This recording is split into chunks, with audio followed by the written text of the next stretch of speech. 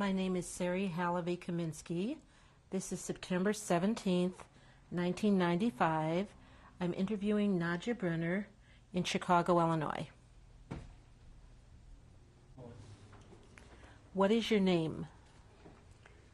My name is Nadja Brener. Would you spell that? N-A-C-H-A.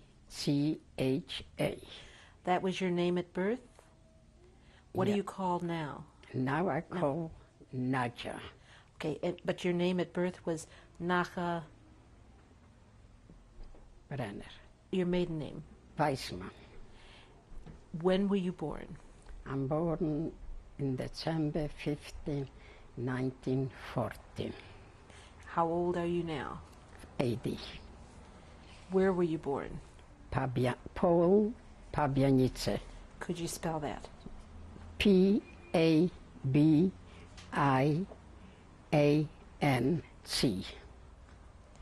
Tell me a little bit about your life before the war.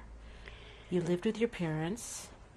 I lived with the parents. What was your father's name? My father's name was Bayerisch. Could you spell that? B-R-E-Y-S.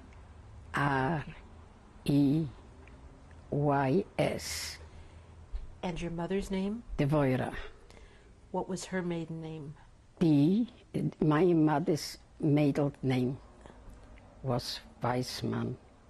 They was cousins. And what did your father do for a living? My father make material for suits, for lining suits. Did your mother do any work outside of the home? My mother doesn't work because 5 children, I think she have enough work.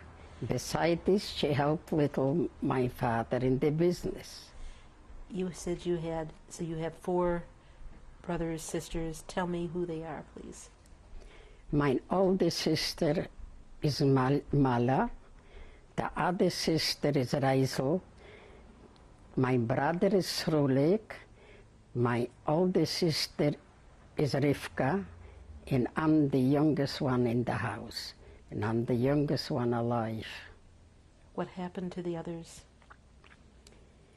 I think that they went to Auschwitz, to the gas chimney, with the children. Your parents and your parents also? My mother was dead. My mother died in 1928.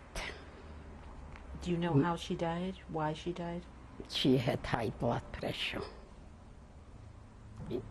What was it like growing up?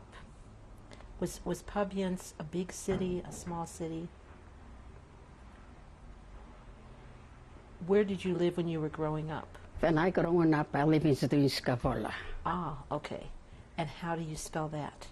C-D-U-N-S-K-A.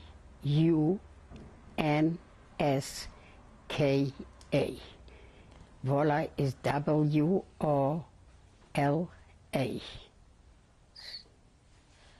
What was it like growing up there? What was growing up? Peanut was too rich. Middle people. My parents tried to manage, and I, like a child, playing with the children. Did you live in a house or an apartment? In apartment. And you went to school? Yeah, I went to school. What kind of a school? First I went to the Hebrew school, to Bais Yaakov.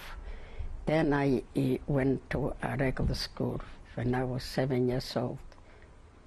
And were you a good student? Not too good, not too bad. What did you do when you weren't in school? What did you like to do, to play? I liked to play with my friend. Yeah, and then when I got older, I went out with boys. What kind of games did you play when you were young? In Poland was a difference. We don't have too much games like we have in United States. We play with stones, with the nuts, we play like, I don't know how to call, we was throwing play with the hand. You threw them? Yeah. And counted them and so You on? counted them and playing with the hand, with other children. Yeah. Tell me about the boys. Oh, the boys, I had lots of boys. What was it like dating in those days?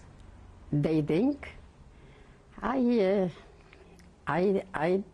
date a boy. He was a wonderful looking boy like my son, I can say. If I see my son, I think this is him sometime. Just, I don't know what happened with me. I got crazy and I don't want him. And my father wanted him. And I still was so young, maybe was 16, 18 years old. And I was one time met and I said, you married him. Then I was engaged and I was supposed to get married. And when the war started, my father said, no, it's no good to get married. We don't know what's going to be. You're going to have children. Then the war started. And they took him away to concentration camp. And I never saw him. And when I was in the Lodge ghetto, I got a letter. This was maybe 1943. I don't know how the letter came in. He wrote in the letter, he said, Nadja, I'm still alive. And when the war gonna finish, we're gonna get married. And I was crying, and this was the last time. What was his name? Fischl Jakubowicz. Let me go back a bit to your growing up. Was your family a very religious family? Very religious, very. Belonged to a synagogue? Yeah, very religious. Just my sisters start to be little going out with boys, which my father doesn't like this. Because in Poland they believe in matchmakers. Not to go out to have a date like in United States. Just my sisters and my brother, before the war started, everybody was married and they have children. Were they still living at home before the war started? In, Or were you the only one living at home with your father? I the only one was living with my father. I had a stepmother. Ah. In one sister living, two sisters I have in Lodge. They was married. And my brother lived in the same town as Dinskavola. And my other sister living in Zelev. So growing up, were you close to your stepmother? Very close. So it was a nice family feeling. Very close. When come to holiday, I used to go to my sisters. Sometimes to this sister, I took a train. And the train was 2 hours from my town, Dinskavola to Lodge. The train went 2 hours. You said holidays. What was your favorite holiday? You know, Pesach, yeah. How did you celebrate Pesach? Very religious, you know. We have to clean the whole house, not like now. We have to clean, like have to be spick and span the house, because we have to throw out the bread, just matzah eat and other things. In between this, I used to work till the war started. What kind of work did you do? I used to do the same work like my father, just I was working on a machine. Did you work in the same company that he did? No. I work in another company. They used to make for the soldiers material to make these suits for them. They make the material, and they used to send the material to Lodge, and they make the suit for the soldiers in Lodge. What do you remember about the Jewish community when you were growing up? It was a very big community. Many synagogues? Yeah, lots of synagogues. Were there citywide Jewish activities? Yeah, all the time. Like what? You know, like Saturday in the evening, we used to go to the shul, and we used to dance, the women separate and the men separate. You like to dance? Yeah. What do you remember the first signs of anti-Semitism? I remember this one time in Zliskovola was a Polish man. He tried to kill the Jewish. And every evening he killed another Jew. How? We didn't know it was with a knife or something. They used to say it was with a knife. Then one Jewish was a very strong man, and he say to the people to lock the houses by 8 o'clock. Nobody can go in the street, and he catch him and he kill him. And the government doesn't mix in. Wait, the Jew killed the Pole? Yeah. Then was quiet. What? And the government doesn't mix in nothing, even the police, because they know who killed the Jewish people. Then there was no court, nothing. He is dead, that's all. What other signs that things were getting bad for the Jews? You see, in Poland, the Jews used to live together. In the Gentile used to live most of the time on the farms. So there wasn't that much mixing, really? No, no. What do you remember as the war was starting? When the war was starting, I remembered, was 1939 on a Friday. I was, on every Friday, they used to come, the farmers used to bring chicken and meat and eggs, and there was a market. Where I was standing in the market, the bombs start to come down.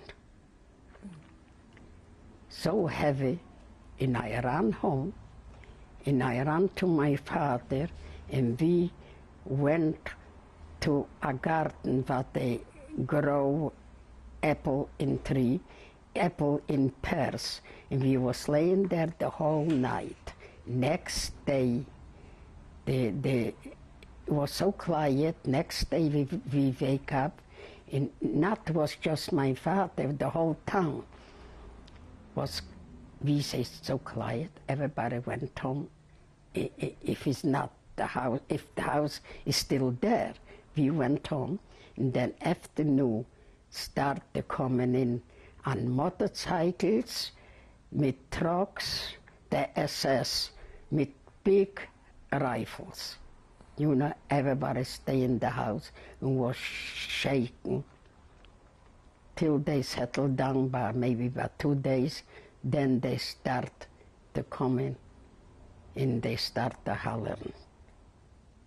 And took, I think this was 1939, in by 1940 they closed up the ghetto.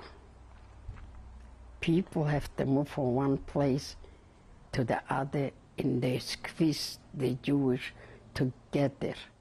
Did you have to move, or was the ghetto around your No, home?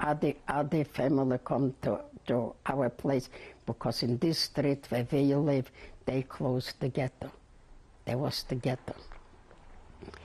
Was your father still able to go out to work? They took him to the work. They finished the work. I don't work no more. They took us to the work, and they took us to work for them, potatoes to take out, you know, in out the ghetto. And as SS man went with us, and then you come back in the evening. What did you do with the potatoes? You have to get them. In other words, you went out to get the potatoes? Yeah. So you had, the potatoes were your food? No, not for us, for them. Okay. Yeah, you work for them. You went out to the neighboring farms? No, and we don't went to their houses. We went like you picking apples in basket. And when you come to go back, they open the door, you went in the ghetto, and that's all. The next day, they come and it's not special, you have to go. They come in, they grab you in the street, in the ghetto. And the ghetto was street too. And they grab you, and you go to the work, you have to go, because they don't have to say a name, they know we're Jewish, because it wasn't the ghetto. Did other people come to live in your house? Yeah, couple with 2 children. People you knew? We just have 2 rooms.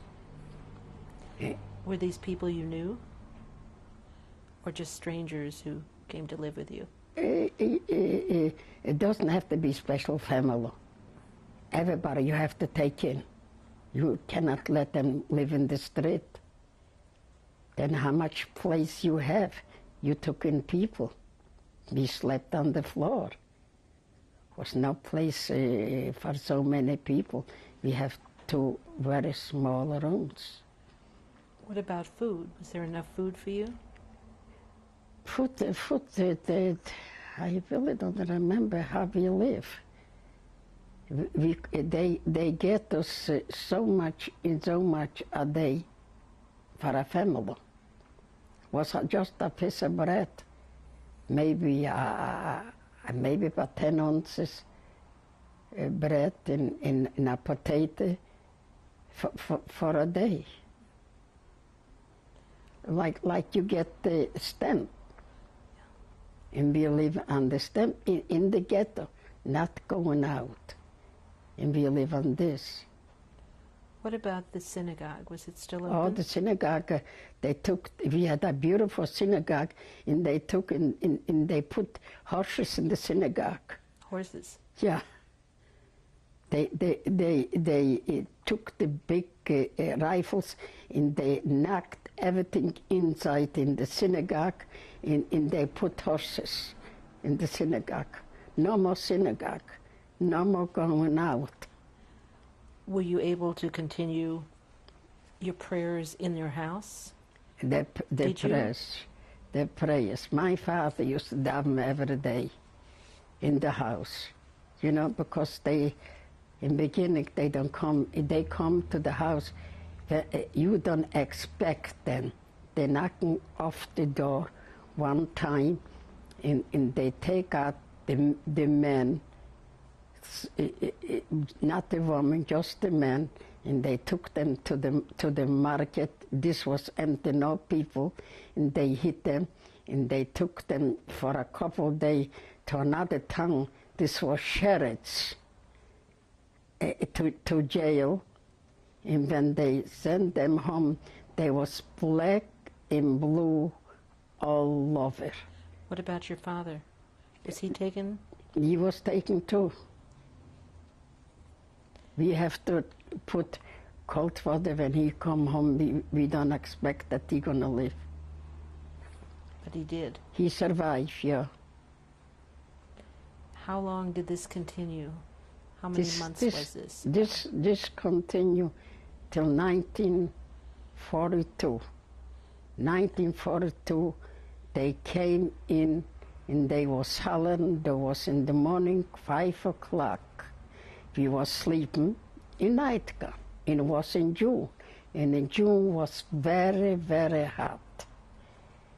And they say, "You the out." Everybody heard that says, they was afraid. You cannot grab nothing, give him. We went out, no shoe. And we went out in the street, and we walk. They say, they push us to walk, and we walked to the cemetery. You were still with your father? Yeah, And your stepmother? yeah. I was with my father and with the stepmother. In let's see, from us to the cemetery was very far to go, that you had blisters on your feet just by walking. I know I have, maybe other people put on a for slippers, or I just looking up to my father.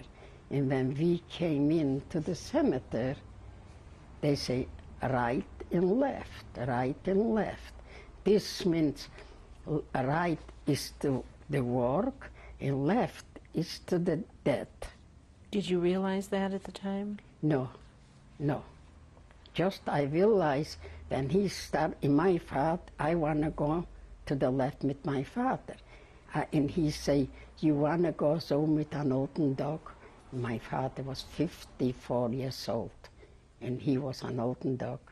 And he hit him in the face. He killed him right now. You saw that? Yeah, yeah, because I was full with blood from him. He was standing very close, and then he hit me in the back. Where, your head? With a rifle. On your head? Yeah. He hit me in the back and took me here and threw me in the right side. What happened from this time with my father, I don't know. I know he's dead. I bet you, if they bury him, he not was the only one. Was lots of other people what they killed. And he threw me, and I walk, and I lay down between the dead people. And we was 3 days on the cemetery. Was pouring, raining, the 3 days. Was your stepmother still with you? No, I was by myself with other people. We don't talk, we was afraid. We know the people, you know what I mean, because we live in, we was afraid. I was in pain, I was bleeding from my head. Then it start bleeding because the mud in the dirt start bleeding. They what? Stop bleeding my head, right. in stop make an infection. Oh. And I had very pain in my head, in here, start to grow like a big X. Then after the 3 days, they say everybody, they bring trucks. And they took us to the train. Where we going, we don't know. They put us in a train where they put a normal horses, very small window, and everything was closed. And it was in July, very hot, and we was hollering water, water, and then they put more heat. Mm. And we was full, one on the other one, and this was normal before the war, 2 hours from this to lodge. We went more like a day, back and forth, back and forth.